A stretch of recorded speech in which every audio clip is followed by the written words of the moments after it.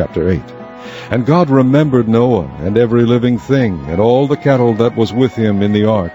And God made a wind to pass over the earth, and the waters assuaged. The fountains also of the deep and the windows of heaven were stopped, and the rain from heaven was restrained. And the waters returned from off the earth continually, and after the end of the 150 days the waters were abated.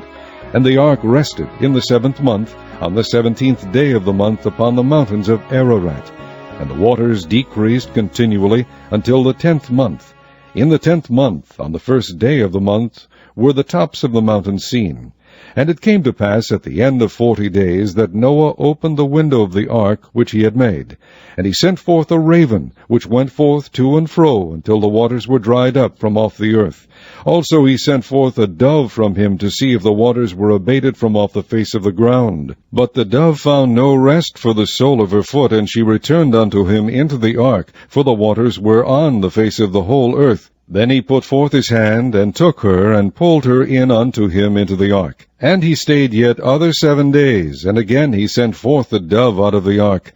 And the dove came into him in the evening, and lo, in her mouth was an olive leaf plucked off. So Noah knew that the waters were abated from off the earth. And he stayed yet other 7 days, and sent forth the dove, which returned not again unto him any more.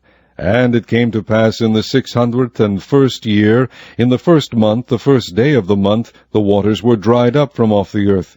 And Noah removed the covering of the ark, and looked, and behold, the face of the ground was dry.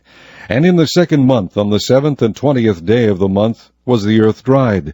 And God spake unto Noah, saying, Go forth of the ark, thou and thy wife and thy sons wives with thee.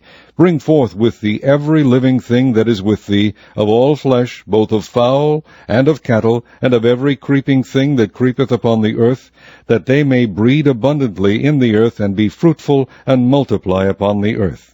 And Noah went forth, and his sons, and his wife, and his sons' wives with him, every beast, every creeping thing, and every fowl, and whatsoever creepeth upon the earth, after their kinds, went forth out of the ark. And Noah builded an altar unto the Lord, and took of every clean beast, and of every clean fowl, and offered burnt offerings on the altar. And the Lord smelled a sweet savour. And the Lord said in his heart, I will not again curse the ground any more for man's sake, for the imagination of man's heart is evil from his youth, neither will I again smite any more everything living as I have done. While the earth remaineth, seed time and harvest, and cold and heat, and summer and winter, and day and night shall not cease.